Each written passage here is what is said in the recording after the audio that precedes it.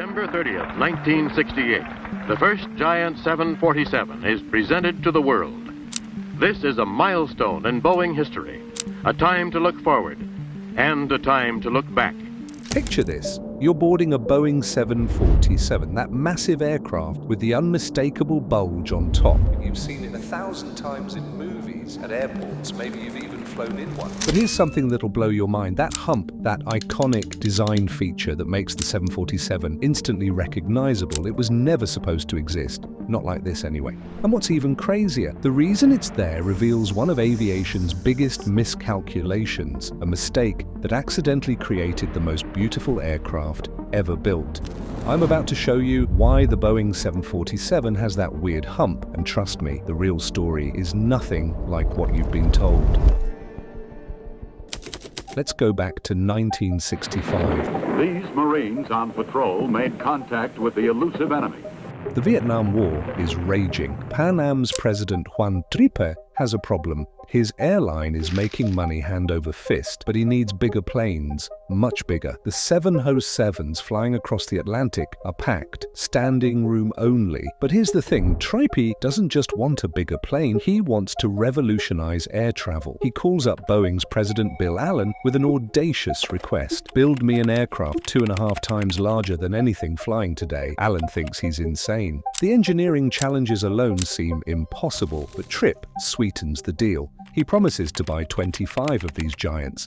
That's $525 million, worth about $5 billion in today's money. For Boeing, it's an offer they can't refuse. But it's also a bet the company proposition that could either make them the king of aviation or bankrupt them completely. Boeing's chief engineer, Joe Sutter, gets handed this impossible task: build the world's largest passenger jet. But here's where the story takes its first twist.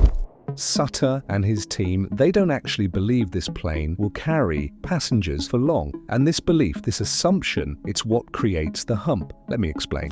In 1965, the Concorde is being developed. Supersonic travel is the future, everyone says. The Concorde will fly at twice the speed of sound. It'll cross the Atlantic in 3.5 hours. Every aviation expert, every airline executive, they all believe the same thing. Within 10 years, maybe 15 at most, supersonic jets will make conventional aircraft obsolete. Why would anyone want to fly subsonic when you could fly supersonic? So Joe Sutter faces a dilemma. He's being asked to build this massive conventional jet, but he knows, or thinks he knows, that passenger demand for it will evaporate once supersonic travel takes off. The solution? Design it as a cargo plane that can temporarily carry passengers. This is the key decision that creates the hump. Here's how it works. For a cargo aircraft, you need to load freight efficiently. The best way? A nose that opens up, a nose door that swings upward, allowing you to roll cargo straight in from the front. No awkward side loading, no complicated conveyor systems, just drive a forklift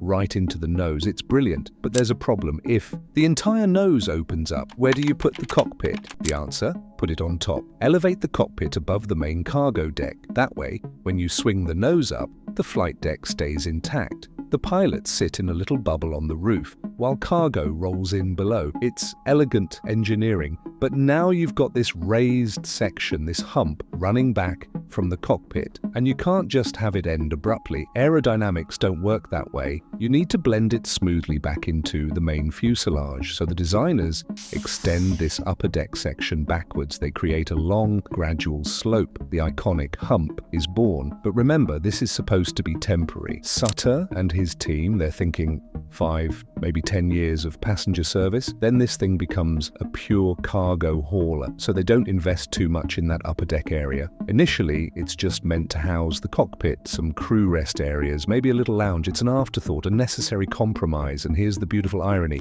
The Concorde, the plane that was supposed to make the 747 obsolete, it becomes one of aviation's most spectacular commercial failures. Only 20 are ever built. Air France and British Airways are the only airlines to operate them. The sonic booms, the fuel consumption, the tiny passenger capacity, it all makes the Concorde economically unviable. The supersonic revolution never happens. Meanwhile, the 747, it becomes the most successful wide-body aircraft in history. September 30th, 1968. The first giant 747 is presented to the world. That temporary passenger plane design, it flies passengers for over 50 years. And that hump, that cargo conversion feature that was supposed to be used constantly, most passenger 747s never have their noses converted. The nose cargo door remains an expensive option that few airlines bother with. Boeing literally designed the plane's most iconic feature for a future that never arrived. The hump was a solution to a problem that didn't exist, yet it became the 747's defining characteristic, the very thing that makes it beautiful. But here's where it gets even more interesting. Once the 747 enters service in 1970, airlines quickly realized something. That upper deck area, that afterthought space behind the cockpit, it's actually kind of special. It's quieter up there. Further from the engines, it feels more exclusive, more intimate. Pan Am is the first to figure it out. They turn the upper deck into a first-class lounge, a place where wealthy passengers can sip cocktails and socialize at 40,000 feet. It's an instant hit. Other airlines take notice. They start expanding the upper deck, adding more passenger seats, creating premium cabins. That space, originally meant to just house the cockpit during cargo operations, becomes one of the most desirable places to sit on an aircraft. The 747 upper deck becomes legendary. It's where celebrities fly, where business deals get made, where flight attendants tell stories of mile-high clubs and champagne service. That hump, that accident of engineering, it creates an experience you can't get on any other plane. And Boeing, they lean into it. With some 10,000 employees and guests cheering on, Boeing unveiled the new airplane Sunday inside its Everett factory. Later versions of the 747, the 400 series, the 8 series, they stretched the upper deck even further. More windows, more seats, more of that exclusive upper deck experience. What started as a cargo consideration becomes a premium selling point. But let's dig deeper into the engineering, because that hump, it creates some fascinating challenges and advantages. First, the structure. That upper deck, it's not just sitting on top of the fuselage, it's integrated into the aircraft's load-bearing framework. The Boeing engineers had to figure out how to distribute stress and weight across two decks without making the plane too heavy or too weak. They used a combination of reinforced frames and careful weight distribution. The upper deck is actually slightly narrower than the main deck below. This creates that distinctive streamlined shape, but it also means the upper deck floor sits on reinforced beams that run along the sides of the main cabin ceiling. It's a structural marvel. Then there's the aerodynamics. You'd think having this bulge on top would create massive drag. It should slow the plane down, burn more fuel, reduce efficiency. But Boeing's designers, they were clever. They shaped the hump with incredibly precise curves. The nose section slopes up gradually. The aft section tapers down in a carefully calculated angle. The result? The drag penalty is surprisingly minimal. In fact, some aerodynamicists argue the hump actually improves certain airflow characteristics. The raised cockpit position gives pilots exceptional visibility. The gentle slopes create beneficial pressure distributions over the wing. It's not perfect aerodynamically, but it's far better than you'd expect from such an unusual shape. Here's something most people don't realize. That hump affects how the plane flies. The raised cockpit means pilots sit higher than on any other commercial jet. They have an unobstructed view of the horizon. No nose-blocking sightlines during takeoff and landing. This makes the 747 surprisingly easy to land despite its massive size. Pilots consistently say the 747 has some of the best forward visibility of any airliner, all because the cockpit had to be raised for cargo loading that rarely happens. And there's more. The upper deck space provides excellent weight distribution options. Airlines can put heavy first-class seats with all their amenities up top. This helps balance the aircraft's center of gravity. It's accidental genius. But let's address the question you might be asking. If the hump was designed for cargo conversion, why don't more 747s use it? Why didn't that nose door become standard? Here's the truth. Converting a passenger 747 to full cargo configuration, it's expensive, really expensive. You're talking millions of dollars to retrofit a plane. And the economics often don't work out. Most airlines find it's better to just buy dedicated cargo 747s, the freighter versions, which are built from the ground up for cargo. These have the nose door already integrated. They don't have passenger windows, don't have cabin pressurization systems for people. They're optimized purely for freight. The passenger 747s, they usually just stay as passenger planes their entire lives. When they get old, airlines retire them, sell them, scrap them. A few get converted to cargo, but it's relatively rare. That nose door capability exists on most passenger 747s, but it's like having a sports car that can theoretically hit 200 miles per hour. Technically possible, but rarely practical. Boeing built in this incredible flexibility, this cargo conversion capability, and the market said thanks, but no thanks, we'll just use them for passengers. And here's where the story gets bittersweet. Boeing has bid the Queen of the Skies goodbye as the last 747 rolls off the production line. Thousands gathered in Washington to watch the last delivery of the plane to Atlas Air, which will use the jet for cargo operations. More than 1,500 jets were built since its inception in the 1960s.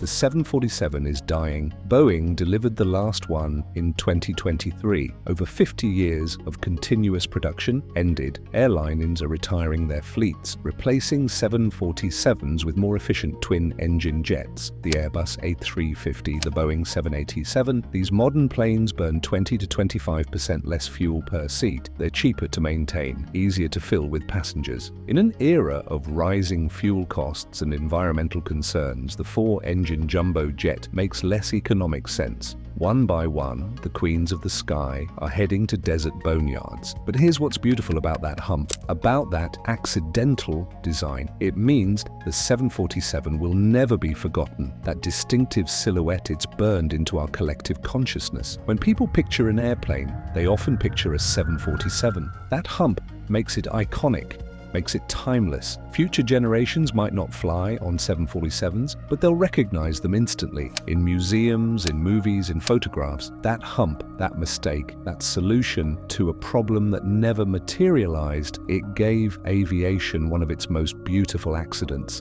And there's a deeper lesson here. Sometimes the best designs come from wrong assumptions. The 747's engineers were planning for a future of cargo conversion and supersonic competition.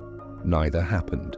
Yet their design choices, made for those wrong reasons, created something extraordinary. The raised cockpit gave pilots better visibility. The upper deck became a premium passenger experience. The distinctive shape became instantly recognizable. The engineering challenges forced innovations in structure and aerodynamics, all because they were solving for the wrong problem. It makes you think, doesn't it? How many times do we create something special while trying to solve a problem that doesn't exist? How often do our mistakes, our miscalculations lead to our greatest achievements? The 747 hump is a reminder that innovation isn't always about being right. Sometimes it's about being wrong in interesting ways. Before we wrap up, there's one more secret about that hump, something that even aviation enthusiasts often miss. The dimensions of the upper deck, they vary dramatically depending on which 747 version you're looking at. The original 747 100 and 200 series, the upper deck is short, just 3 windows on each side behind the cockpit. That's about 10 rows of seats up there. The 747-300 introduced the stretched upper deck, 7 windows per side, roughly 30 more seats. This is what most people think of when they picture a 747 upper deck. But then came the 747-400. Boeing stretched it even further. Now you've got 10 windows per side on some configurations. That upper deck runs almost a third of the plane's length. It's massive. The final version, the 747-8, stretches it further still. The upper deck is now longer than the entire fuselage of a 737. Think about that.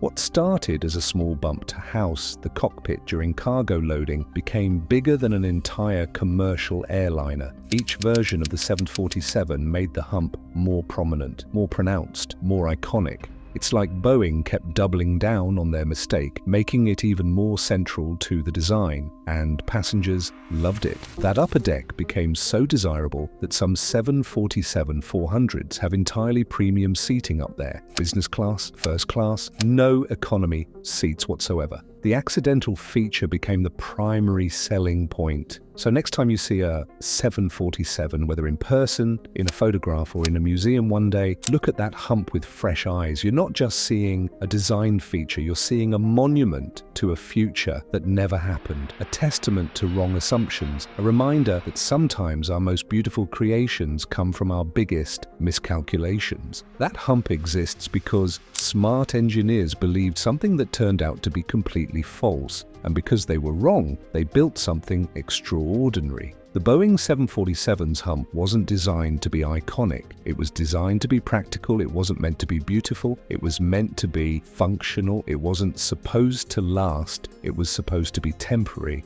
But that's exactly why it's perfect, because the best designs, the ones that really matter, they transcend their original purpose. They become something more. The 747 hump is a piece of accidental art, a functional decision that became an aesthetic triumph. And in aviation, where form follows function so religiously, that's incredibly rare. That hump is proof that sometimes the most iconic features aren't planned. They're not the result of brilliant vision or careful market research. They're accidents, happy accidents, born from wrong assumptions and uncertain futures. The Boeing 747 was supposed to be a temporary passenger plane that would quickly become a cargo hauler. Instead, it became the most iconic passenger jet in history.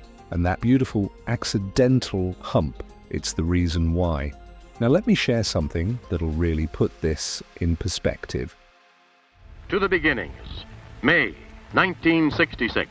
A tranquil woodland near Everett, Washington, swept clean to make room for a new dimension. The 747 program almost bankrupted Boeing. In the late 1960s, Boeing built a massive new factory in Everett, Washington. At the time, it was the largest building by volume in the world. They hired thousands of workers, took on enormous debt, all to build this aircraft based on assumptions that turned out to be completely wrong. There's a famous story. Boeing's lead engineer Joe Sutter was asked what would happen if the 747 program failed. His response, quote, "I don't even want to think about it. The company would probably go under."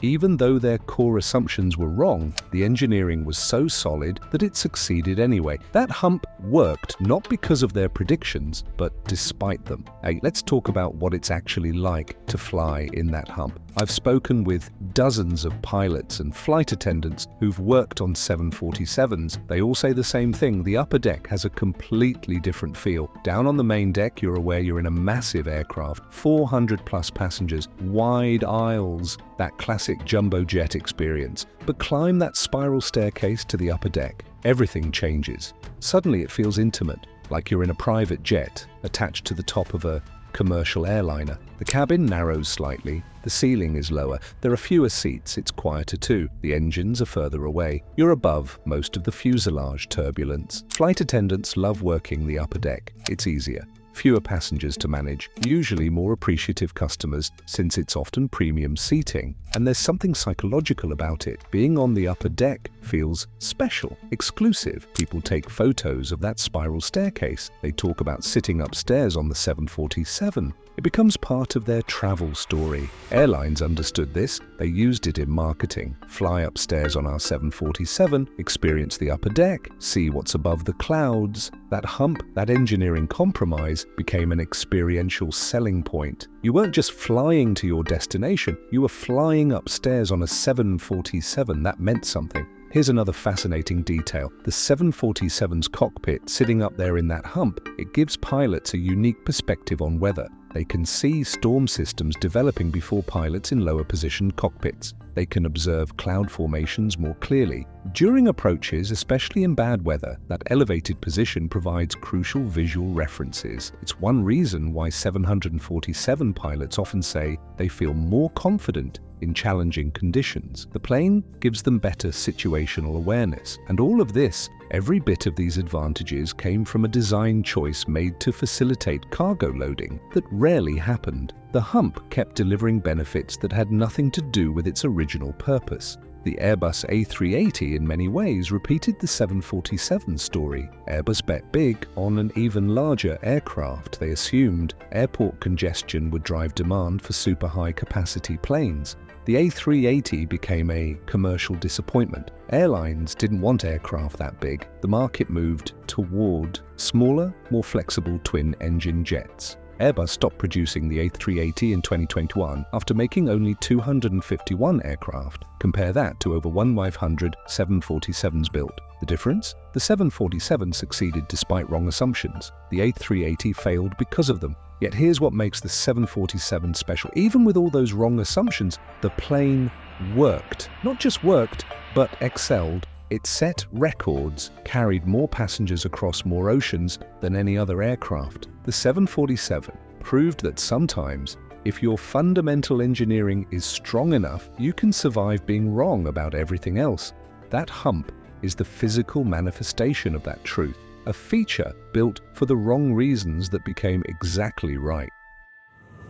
And now, as the 747 era ends, that hump has taken on new meaning. It's become a symbol of a different era in aviation, a time when engineers pushed boundaries without being certain of outcomes, when innovation meant making bold bets. That hump, that beautiful mistake, represented possibility. It said we'll design this plane to be flexible because we don't know what the future holds. There's a reason aviation enthusiasts get emotional about 747 retirements, why people chase these planes for one last photograph, why videos of final flights go viral. It's not just nostalgia, it's recognizing that something special is ending, an era when commercial aviation produced genuine icons, when flying was about more than just efficient transport. That hump represents all of it. Every time you see that silhouette, you're seeing history. You're seeing the moment when aviation took its biggest bet and somehow